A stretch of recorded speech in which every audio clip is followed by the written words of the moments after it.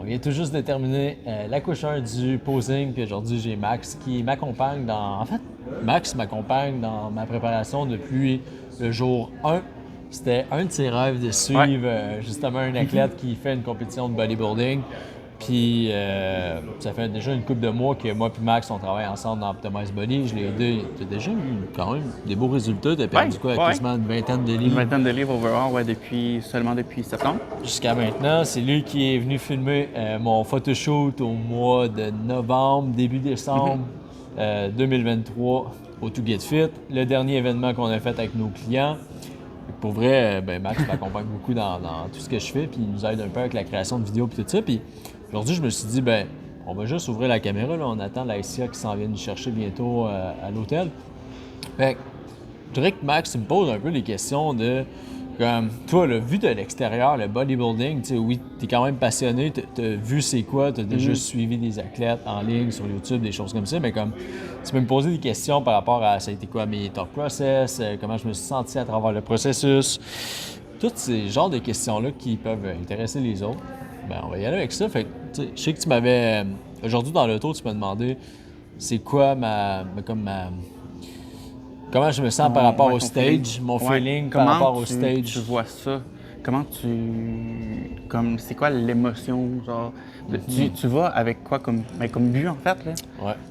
Parce que je sais qu'au courant de la prep, ça l'a changé. Puis moi, d'un œil qui était vraiment dedans parce que j'avais accès au contenu à chaque jour, je pouvais voir aussi l'évolution à travers ça qui était vraiment nice. C'est ça. C'est quoi ton feeling? Comment tu te sens là, à la veille?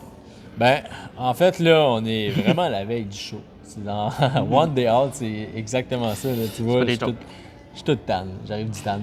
Fait que, pour vrai, je me sens vraiment excité que ça se passe, de pouvoir monter sur le stage, de faire ma routine. Ce à quoi je me prépare depuis des semaines, voire des mois, que j'ai littéralement centré ma vie sur ça. Puis, j'en avais averti ma famille, j'ai averti mes clients aussi. J'aurais dit que ça allait tourner beaucoup vers ta ça. blonde aussi? Ma blonde, évidemment, oui, elle m'a beaucoup supporté dans tout ça, puis je suis très reconnaissant parce que quand tu te lances dans un défi comme ça, que ce soit une préparation de bodybuilding, par exemple, c'est sûr que ça va devenir la priorité de ta vie si tu veux quand même exceller à un bon niveau dans tout ça, dans ta préparation, puis de ne pas faire les choses à moitié. Ouais, faut que tu fasses des sacrifices, en fait. Exactement. Puis, tu sais, la SIA était consciente que j'allais investir beaucoup plus de temps sur moi-même, que tu deviens quasiment, on va dire, pas narcissique, mais tu penses que à toi. Là, je veux dire, un peu égoïste. Ouais, exactement. Puis tendance à oublier les autres, mais bon. Pour répondre à ta question, comment je me sens excité, je me sens aussi un tout petit peu, tu sais, comme si c'était une boule dans l'estomac, t'es stressé, pas. Même si j'ai déjà fait un stage en 2019. C'est un bon stress par rapport, si je reviens à il y a 5 ans, comment tu... Ouais. La première expérience en 2019, le 5 ans, dans le fond, ça a été une expérience qui était différente un peu parce que c'était carrément de la nouveauté à 100%. Je commençais dans ce sport-là aussi, fait qu'il y avait une excitation qui était différente que ce que j'ai vécu présentement. Puis pour ceux qui ont suivi un peu les podcasts puis ce que j'ai partagé dans les dernières semaines, se sont rendus compte que finalement, ma façon de voir le bodybuilding puis ce sport-là a changé un peu. En fait, je vois le sport de la même manière, c'est juste que moi, sur le long terme, je me projette pas de la même manière. Ce que je veux dire par là, c'est qu'avant, je m'identifiais beaucoup à un trainer qui doit être en méga shape et faire la compétition. Mais sauf que quand je m'imagine étant un homme à 40 ans qui est accompli, qui a du succès dans sa carrière, qui a du succès avec sa famille, qui est présent autant avec sa blonde puis ses enfants, qui est sportif, mais là, ça faisait moins de cohérence avec le bodybuilding. Fait que c'est pour ça qu'il est arrivé un moment où est-ce que j'ai eu l'impression que les fils se touchaient, puis j'avais plus le contrôle de moi-même, puis je remettais en question le fait de faire de la compétition. Mais bon, ça a été un talk process, ça a été une réalisation, puis ça a été en fait un gros apprentissage de cette prep-là dont je suis reconnaissant parce que sans ça, j'aurais pas pu. Juste entre nous, ça a duré à peu près combien de temps dans ton cas, cette espèce de remise en question-là? Pour être 100% honnête, ça a duré style 5 jours. OK, quand même. Dont 3 jours que je me suis laissé emporter avec la bouffe. OK. Puis quand je dis je me suis laissé emporter avec ma bouffe, j'en ai jasé avec mon coach, mais en l'espace d'une semaine, j'avais repris 10 livres. Fait Ouais. Genre, j'ai comme perdu pratiquement 2 semaines de ma préparation à cause de cette, on va dire, cette niaiserie-là d'avoir cheaté autant comme ça, mais c'est parce qu'à ce moment-là, j'avais même plus le contrôle de moi-même. Ma pensée me disait quelque chose, puis j'ai agi. Ouais. En dehors de ça, je veux dire, habituellement, j'ai pas un craving, oui, ça existe, mais je veux dire, là, j'ai binge-eaté. Puis j'ai binge-eat des choses que je mangerais même pas d'habitude, genre de la junk ou juste parce que j'avais besoin de ça. C'était vraiment, c'est ça. C'était vraiment bizarre. Fait que ouais, ça a duré un style de 5 jours. Après ça, je me suis remis sur la track, j'ai rappelé mon coach, j'ai avoué mes torts. Je savais que les torts étaient envers moi-même à 100% là-dessus. Puis je pense qu'une des belles choses de cette prep-là, parce que moi je l'ai vu, comme je disais tantôt, depuis le début, c'est que tu as été transparent autant sur les réseaux qu'envers toi-même, envers tout le monde en fait. Puis je pense que, puis ça je t'ai déjà dit, ça vaut vraiment tout. Parce que premièrement, si tu es humble avec toi-même, puis tu l'as avec les autres, bien ça t'aide à grandir. Puis là-dedans, on s'en parlait tantôt, mais tu as pris un méchant pas là. Ça t'a tellement aidé que tu aurais peut-être réalisé ça dans 2 ans en faisant le même mode de vie, puis tu aurais fait comme, mais c'est pas pour moi. T'sais. Ben, c'est pour ça que je le vois vraiment comme un apprentissage. Que, oui, tu sais, je pourrais le voir comme, clairement, ça a été un échec de cheater de même.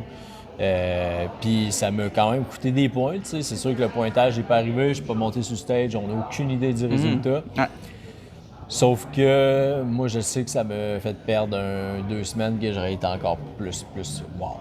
Mais bon, l'apprentissage qui est derrière ça, ça vaut tout, sincèrement. Fait que je pense, tu as mis le mot sur l'authenticité. Oui, l'authenticité, c'est sûr. C'est quelque chose qui est super important pour moi parce que la réalité, c'est que ça va peut-être arriver un jour. Peut-être pas dans la même situation, mais ça risque d'arriver un jour à cause d'une situation externe qui est par rapport à ton travail, par rapport à tes relations, que ce soit personnel, avec ta famille, avec ta blonde, quoi que ce soit dans un sport comme ça, puis finalement, à un moment donné, tu flanches, puis là, tu te dis, hey, j'arrête.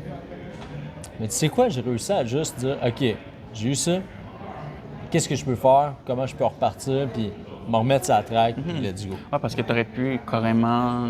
J'aurais pu abandonner complètement. Je te puis that's it, là. C'est fini pour moi, puis. Tu sais, c'est sûr que dans ce processus-là, il y a une différence aussi au niveau de ta maturité, parce que tu n'as pas la même maturité que tu avais il y a 5 ans non plus, puis tu n'as pas la même approche, mais tu as été capable de dire, bon, regarde, c'est peut-être plus fait pour moi, mais je me suis engagé avec des gens, je me suis engagé moi personnellement à le faire, et je vais aller au bout de tout ça.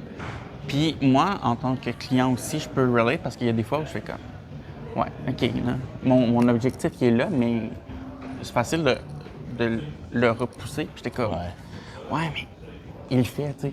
Je suis comme, s'il est capable de le faire, moi je suis capable de le faire. C'est pas les mêmes trucs, mais c'est ça. Fait que je trouve qu'il y a aussi là-dedans, ça aide d'avoir. Moi, j'ai l'espèce de rôle de comme plusieurs rôles en fait. Fait que c'est ça qui est le fun aussi, de voir que ça n'arrive pas juste à moi, puis que ça peut arriver même aux gens qui compétitionnent aussi.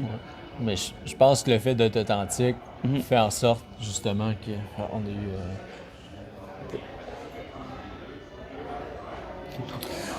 On va terminer avec ça, mais je crois que le fait d'être authentique puis de pouvoir partager ça rajoute justement une valeur de plus peut-être au coaching que tu as parce que tu te rends compte au final que hey, je suis pas un robot, je suis pas un super humain moi non plus, puis je suis pas un héros, là, je suis comme toi, chaque jour je me réveille puis j'ai des struggles, puis chaque jour j'ai des difficultés, puis j'accumule des victoires aussi, puis je partage autant mes wins que mes loses avec mes clients. Ah, clairement.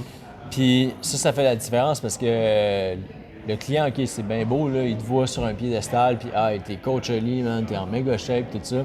Ouais, sauf que je vis des situations qui sont similaires aux tiennes. Même si on n'a pas le même mode de vie, le même contexte, le même âge, il y a des difficultés auxquelles je passe, je fais face, puis je dois juste comme aller dedans. Ouais, puis c'est pas dans le fond, ce que j'en retire de ça, c'est pas parce que tu as X nombre d'années que tu t'entraînes que tu n'as pas les mêmes problèmes que moi, que ça fait 1 an et demi. On passe tous par le même chemin, mais de façon. Ça devient pas nécessairement plus facile. C'est ça. Il y a d'autres challenges qui vont venir en temps. Puis, à un moment donné, tu vas avoir des périodes que c'est hyper facile parce que peut-être que dans ta vie, en ce moment, je veux dire, tes stress sont sont plus réduits, ça va bien, tu es sur un beau nuage, comme on dit. Puis il va arriver un moment où est-ce que, veux pas, tu vas descendre une côte, c'est notre fameux, c'est notre creux, c'est là que c'est difficile de te remettre en question. Mais à chaque creux, il va y avoir une remontée, puis c'est là que tu peux prouver que, OK, pour moi, c'est important d'avancer, je vais do the work, je vais continuer d'avancer no matter what. Fait que, Exactement. très cool, man. Merci de ton Yes, partage. ça fait plaisir. L'AICA est rendu dans le parking, fait qu'on va aller le rejoindre. Fait que merci beaucoup, puis ça, c'est une partie 1 de nos petits vlogs de ce week-end à la FitLog classique. Donc, on passe une guys. Ciao.